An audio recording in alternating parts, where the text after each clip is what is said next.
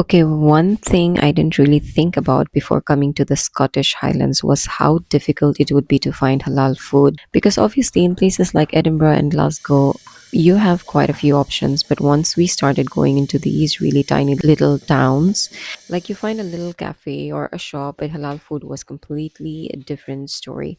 And the closest place where we could actually get halal food was Fort William, but there was no way we are traveling 2 hours back and forth every day.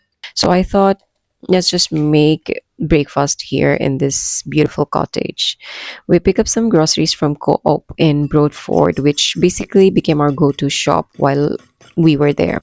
And I was so happy because they had free range eggs easily available. But and I don't know why, but finding eggs you actually want when you're traveling becomes exciting. I also brought some sourdough with me all the way from Dubai because apparently I don't trust myself to find bread while traveling. And then I had some cheese that would actually been given on the plane.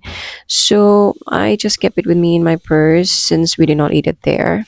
I was just so happy and grateful that I had the option to make breakfast at home. I was able to fill our stomachs before we left the house.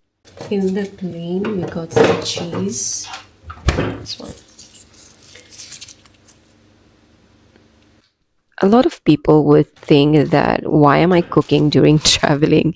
But honestly, this was very easy, and I was happy to do this because if you're traveling for more than 3 days, you also miss like home cooked meals. And especially in the highlands, where when you're driving through these tiny little places, and sometimes there's literally nothing around for miles, having food with you makes life so much easier. Also, can we appreciate how cute this little cottage kitchen was? Because I feel like half the reason I wanted to make breakfast was just so I could film it in here. I mean, can you blame me for doing that? It's so pretty that I wanted to show you guys as well. So you see how pretty these cottages are from the inside. Anyways, by this time, the whole breakfast was ready.